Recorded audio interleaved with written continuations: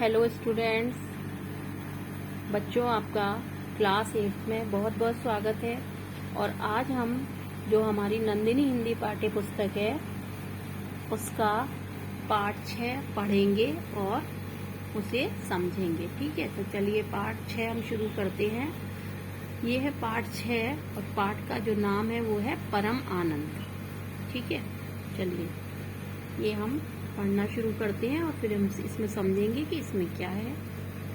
राज ऋषि जनक ने महाज्ञानी याज्ञवल्क्य के आश्रम में पहुंच उनकी पर्णकुटी में प्रवेश किया और ध्यान अवस्थित महामुनि के चरणों में प्रणाम निवेदन किया। मुनिवर ने सिर उठाकर नेत्रोन्मिलन किया और आयुष्मान भव की मुद्रा में हाथ उठाकर आशीर्वाद देते हुए राज ऋषि को बैठने का संकेत दिया। कुछ देर के विराम के बाद ऋषि ने जनक से कुटी में पधारने का कारण पूछा। कौन सी समस्या महाराज को यहाँ खींच लाई। ठीक है, जो राज ऋषि जनक के जो राज ऋषि थे, यानी कि जो राजा जनक थे, उनके राज में जो बहुत बड़े, जो सबसे बड़े ऋषि होते हैं उनको बोलते हैं राज ऋषि। ठीक है, उस राज्य के जो ऋषि थे उनका नाम था याज्ञवल्क्य। तो उनकी जो पर्णकुटी थी, यानी कि जो उनकी कुटिया थी, ठीक है, उसमें वो जनक गए और जो महामुनि थे वो उस टाइम क्या हो रहे थे, ध्यान व्यवस्थित, यानी कि ध्यानावस्थित थे, यानी कि वो ध्यान कर रहे थे। ठीक है, तो उनके चरणों में उन्होंने जाके प्रणाम किया और जब मुनिवर ने सिर उठाकर नेत्रोन्मिलन, यानी कि जब उन्होंने अपनी आंखें खोली और उनको देखा, ठीक है, तो उनको आयुष्मान भव का ऐसे हाथ उठाकर आशीर्वाद दिया। ठीक है, और बैठने का उनको संकेत दिया। राज ऋषि को बैठने का आशीर्वाद देते हुए राज ऋषि को बैठने का संकेत दिया। कुछ देर के विराम के बाद ऋषि ने जनक से कुटी में, ठीक है, जो ऋषि थे उनको कुछ समय के बाद ऋषि ने जनक से कुटी में पधारने का उनसे कारण पूछा कि ऐसी कौन सी चिंता थी, ऐसी कौन सी समस्या थी तो जो तुमको महाराज को यहाँ खींच लाई है। नतमस्तक जनक ने, यानी नतमस्तक यानी कि सिर झुकाकर जनक ने निवेदन किया, देव मुझे उपदेश दीजिए। याज्ञवल्क्य मुस्कुराकर बोले, राजन आपको उपदेश की क्या आवश्यकता है, आप तो उसी प्रकार समाहित चित्त हो गए हैं जैसे कोई लंबे मार्ग का यात्री रथ या नौका पर बैठने के बाद रास्ते की ओर निश्चिंत हो जाता है। आप तो अधीत वेद हैं, सभी वेदों का ज्ञान आपको हो गया। अधीत वेद यानी कि सभी वेदों का जिसको ज्ञान हो जाता है। जनक बोले, यह सब आपकी कृपा का ही प्रसाद है देव। फिर भी मेरे मन में जिज्ञासा है कि शरीर छूटने के बाद क्या होता है। ठीक है, उनका मतलब उनको ये जिज्ञासा थी जनक जी को कि जब शरीर से छूट जाता है, यानी कि हम जब मर जाते हैं तो उसके बाद क्या होता है। याज्ञवल्क्य कुछ सोच विचार में पड़ गए। कुछ रुककर उन्होंने मुंह खोला, जनक यह तो हमारे भीतर प्राण तत्व है। ठीक है, यह जो हमारे भीतर प्राण तत्व है जो समग्र क्रिया का संचालन करता है और सब कुछ जानता है, इसके कारनामे हमसे ओझल रह जाते हैं। विभिन्न दिशाएं इसी के प्राण हैं। यह वही आत्मा है जिसका स्वरूप समझ में नहीं आता और जिसका वर्णन नेत्य नेत्य कहकर किया जाता है।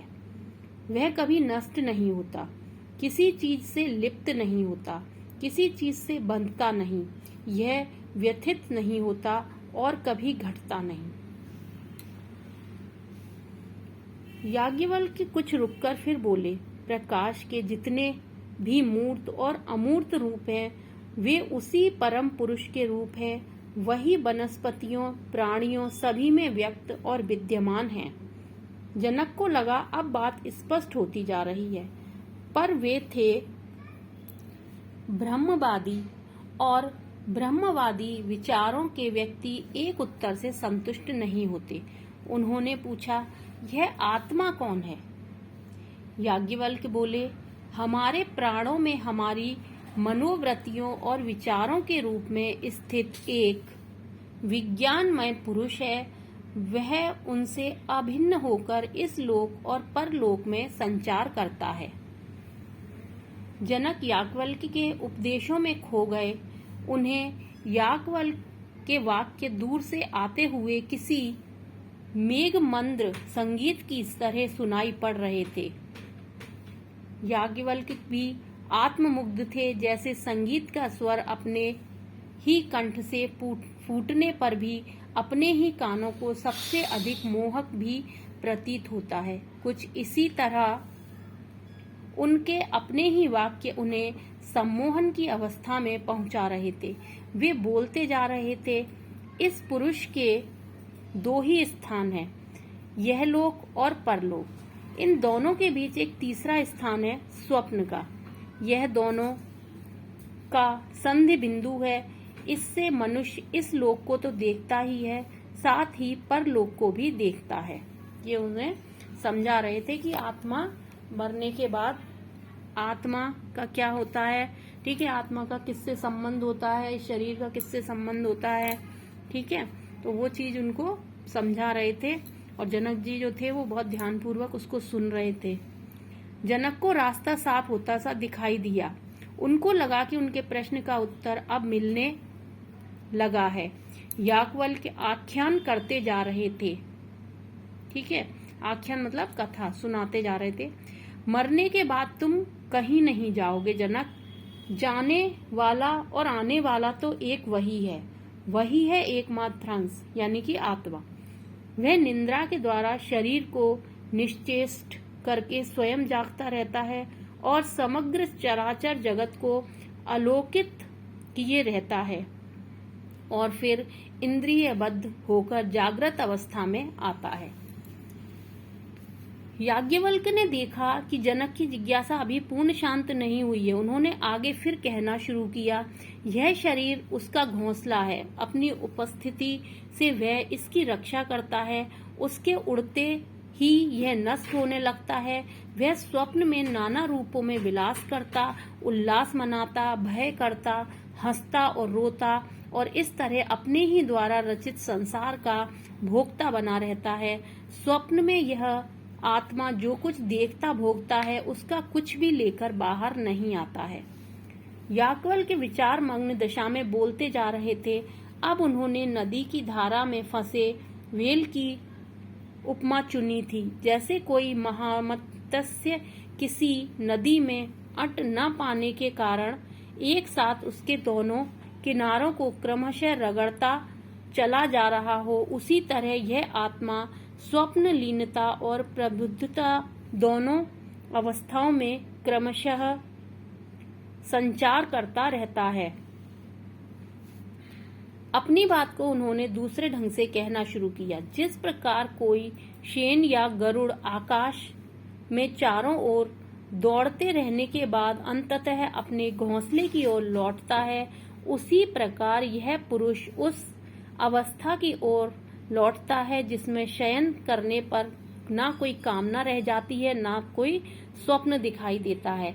यानी कि जब हमारी आत्मा शरीर से अलग हो जाती है, हम मृत्यु को प्राप्त हो जाते हैं, तो क्या होता है, उसी तरीके से होता है जैसे कि कोई पक्षी है और जो बाघ अपने घोंसले में लास्ट अंत में अपने घोंसले में लौट रहा है और वो लौट के मतलब इस तरीके से सोने की कामना करता है कि मैं इस तरीके के सो जाऊं कि ना मुझे कोई स्वप्न दिखाई दे, ठीक है, और ना मेरे मन में कोई कामना हो। वह शुद्ध सत्ता, शुद्ध चेतना और शुद्ध आनंद बन जाता है, क्योंकि जो हमारी आत्मा होती है वो शुद्ध होती है। सारे भेद मिट जाते हैं। इसलिए वह यही मनुष्य की परम गति है, यह परम संपत्ति है, यही परम लोक है और यही परम आनंद है। इस तरीके से उन्होंने जनक जी को, जो महर्षि थे याज्ञवल्क्य, उन्होंने इस तरीके से आत्मा का उन्होंने बताया कि किस तरीके से मरने के बाद हमारी जो आत्मा है वो परम ब्रह्मा में लीन हो जाती है और वही परम आनंद होता है। ठीक है, तो अब ये पाठ हमने पढ़ा और समझा कि परम आनंद क्या होता है। अब आप लोग भी इस पाठ को एक बार फिर से पढ़ेंगे और समझेंगे और उसके बाद हम इसका अभ्यास कार्य करेंगे।